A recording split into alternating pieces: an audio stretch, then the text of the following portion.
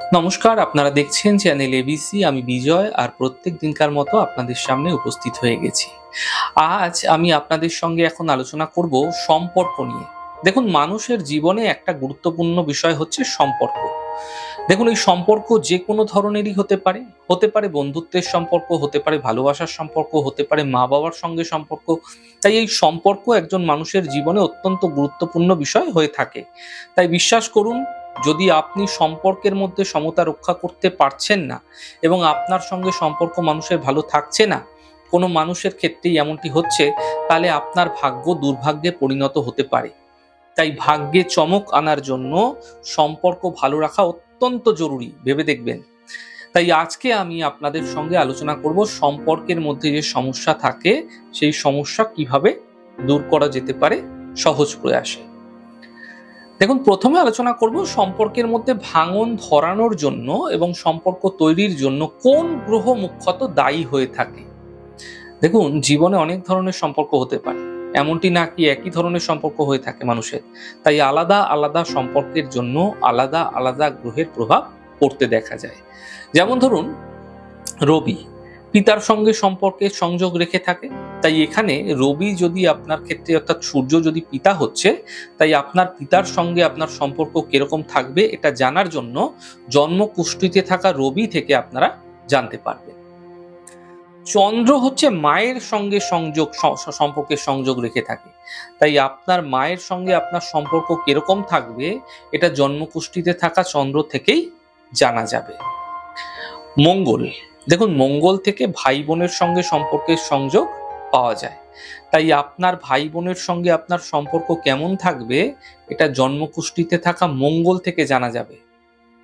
আর যদি দেখি বুধ, দেখুন, বুধ আপনার কাছে কিন্তু কাছের যে আত্মীয় আছে, যারা আত্মীয় স্বজন রয়েছে, যারা সম্পর্কের মানুষ রয়েছে, তাদের সঙ্গে সংযোগ রেখে থাকে। তাই আপনার আত্মীয় স্বজনদের সঙ্গে আপনার সম্পর্ক কেমন থাকবে এটা জন্মকুষ্ঠিতে থাকা বুধ থেকে কিন্তু জানা যাবে। দেখুন, বৃহস্পতি আপনার পরিবারে যে গুরুজন এবং বিশেষ করে ঠাকুরমা ঠাকুরদা এদের সঙ্গে সম্পর্কের সংযোগ রেখে থাকে। এবং একই সাথে বৃহস্পতি সন্তান পক্ষেরও কিন্তু মালিক, অর্থাৎ সন্তানকেও কিন্তু বৃহস্পতি দেখিয়ে থাকে। অর্থাৎ আপনার পরিবারের গুরুজনদের সঙ্গে সঙ্গে আপনার সন্তানের সঙ্গে আপনার সম্পর্ক কেমন থাকবে তা আপনার জন্মকুষ্ঠিতে থাকা বৃহস্পতি থেকে জানা যাবে। শুক্র যদি দেখি আমরা, তাহলে দেখব শুক্র আপনার ভালোবাসার জীবনের, আপনার দাম্পত্য জীবনের, আপনার প্রেম জীবনের, আপনার পুরো বৈবাহিক জীবনের কিন্তু সংযোগ রেখে থাকে, সংযোগের সঙ্গে সম্পর্ক স্থাপন করে থাকে। তাই স্বামী স্ত্রীর সঙ্গে সম্পর্ক কেমন যাচ্ছে, খিচমিচ চলবে কিনা, ভালো থাকবে কিনা, তার বৈবাহিক জীবনটা সুন্দর হবে কিনা, সুখের হবে কিনা, এমনটি দেখার জন্য কুষ্ঠিতে থাকা শুক্র থেকে তা জানা যেতে পারে। এবং শনিকে যদি দেখি, তাহলে দেখবো আপনার অধীনস্থ যারা কর্মী রয়েছেন, যারা অধীনস্থ লোক রয়েছেন, যারা আপনার কাছে কাজকর্ম করেন, আপনার আন্ডারে কাজ করছেন, তাদের সঙ্গে আপনার সম্পর্ক কিরকম, অর্থাৎ আপনার কর্মস্থলে কর্মচারীদের সঙ্গে সম্পর্ক আপনার কিরকম রয়েছে, এবং আপনার গৃহে যারা কর্মচারী রয়েছেন তাদের সঙ্গে আপনার সম্পর্ক কিরকম রয়েছে, তা জন্মকুষ্ঠিতে থাকা শনি থেকে জানা যাবে। কিন্তু একটি বিষয় মাথায় রাখুন, সম্পর্ক তৈরি হয় কিভাবে? সম্পর্ক তৈরি হয় মন থেকে, তাই না? তাই আপনি কোনো মেয়েকে আপনার বোন বলে আপনি মনে করলেন, কিভাবে মনে করলেন? মন থেকে না? আপনি কাউকে ভাই বলে মনে করলেন, সেই মন থেকেই তো মনে করলেন না? তাই সম্পর্কের ক্ষেত্রে সব থেকে বড় ভূমিকা যার মধ্যে থাকে তা হলো মনের মধ্যে। তাই এই কারণে সম্পর্ক তৈরির ক্ষেত্রে সব থেকে বড় ভূমিকা থাকে চন্দ্র এবং মঙ্গলের মধ্যে। কেন মঙ্গলের মধ্যে? চন্দ্র তো মনের কারক, কিন্তু মঙ্গল, দেখুন, মঙ্গল হচ্ছে বলশালী থাকলে সম্পর্কের মধ্যে অটুটতা থাকবে। অর্থাৎ সম্পর্ক তো তৈরি হলো, কিন্তু সম্পর্ক কি দীর্ঘস্থায়ী হবে, না সম্পর্ক দ্রুত ভেঙে যাবে? তাহলে মঙ্গল যদি ভালো থাকে তাহলে সম্পর্কে অটুটতা বজায় থাকে, সম্পর্ক ভালো থাকে। তাই সম্পর্ক তো আছে, কিন্তু সম্পর্কের মধ্যে কতটা অটুটতা রয়েছে সেটা দেখার জন্য অবশ্যই মঙ্গলের বিচার জন্মছকে প্রয়োজন রয়েছে।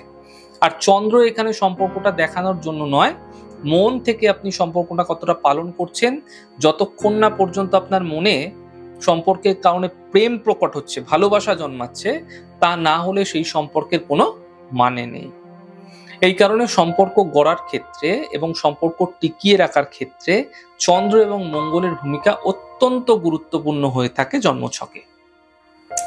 দেখুন, কোন গ্রহ কোন ধরনের সম্পর্ক পালনে সহায়ক হয়ে থাকে সেই বিষয়ে আলোচনা করলাম, কিন্তু এমনটি তো কখনো হয় না যে সব সম্পর্কই মানুষের ভালো হয়। কখনো কখনো আপনি না চাইলেও সম্পর্কের মধ্যে ভাঙন চলে আসে, সম্পর্কের মধ্যে ফাটল ধরে যায়। এমন কিছু সম্পর্ক এমন আছে, দেখবেন যা চিরজীবনের মতো কিন্তু ভেঙে যায়। খুব ভালো সম্পর্ক, খুব মধুর সম্পর্ক, এমনটি হয়। এমনটি কখন হয়ে থাকে? দেখুন, যদি সম্পর্কের মূল গ্রহ কমজোর হয়ে যায়, দুর্বল হয়ে যায়, তাহলে সম্পর্কের মধ্যে সমস্যা অবশ্যই তৈরি হতে দেখা যাবে। এছাড়াও যদি দেখা যাচ্ছে সম্পর্কের সঙ্গে জুড়ে থাকা যে ভাবটি আছে, সেই ভাবটিও যদি দুর্বল হয়ে থাকে, তাহলেও কিন্তু সম্পর্ক ভেঙে যেতে পারে। মনে করা যাক আপনার জন্মছকে সপ্তম ভাব পীড়িত আছে, এমন ক্ষেত্রে বৈবাহিক জীবনে সংঘর্ষ, সমস্যা আসতে দেখা যাবে। আপনার মানে হাজবেন্ড ওয়াইফের মধ্যে কিন্তু সম্পর্ক ভালো থাকবে না, এমনকি দাম্পত্য জীবনে বিচ্ছেদের মতো পরিস্থিতি হতেও তৈরি হতে দেখা যেতে পারে। তাই সম্পর্কের মধ্যে যদি রাহুর প্রভাব থাকে, তাহলে নিশ্চিতভাবে জানবেন সেই সম্পর্ক ভেঙে যায়, নষ্ট হয়ে যায়। কেন কি সেই সময়কালে মানুষের মধ্যে ভুল ভ্রান্তি হতে থাকে এবং একই সাথে ভুল বোঝাবুঝির শিকার উভয়কে হতেই দেখা যায়, এবং সেখানে অহংবোধের প্রবল্যও কিন্তু দেখা যায়। অর্থাৎ অহংকার চলে আসে, আমি কেন তার কাছে ঝুঁকবো, আমি কেন তার কাছে ক্ষমা চাইবো, সে অন্যায় করেছে, আমি তার কাছে ক্ষমা চাইতে পারবো না। এরকম ক্ষেত্রে অহংয়ের জন্ম নেয় এবং সম্পর্ক ধীরে ধীরে ভাঙতে শুরু করে। এরকম ক্ষেত্রে সব থেকে বেশি যেই গ্রহের ভূমিকা দেখা যায় তা হলো রাহু।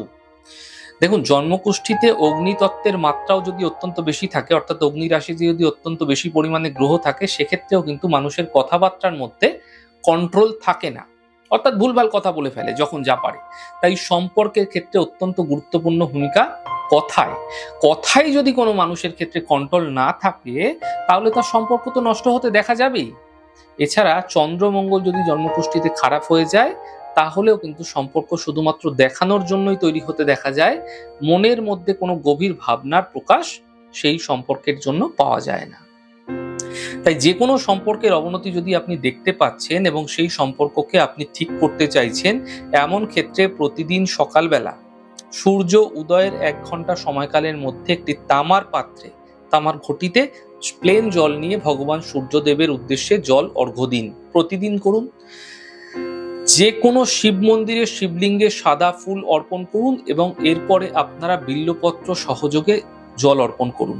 কমপক্ষে 1 মালা সকাল সন্ধ্যা নমঃ শিবায় মন্ত্রের জপ করতে থাকুন এবং সম্পর্কের উন্নতির জন্য প্রার্থনা করতে থাকুন। সম্পর্কের মধ্যে ধীরে ধীরে উন্নতি হতে আপনারা এমনটি করে গেলে অবশ্যই দেখতে পাবেন। আজকে আলোচনা করলাম সম্পর্ক সম্বন্ধীয় বিভিন্ন ধরনের বিষয়গুলি।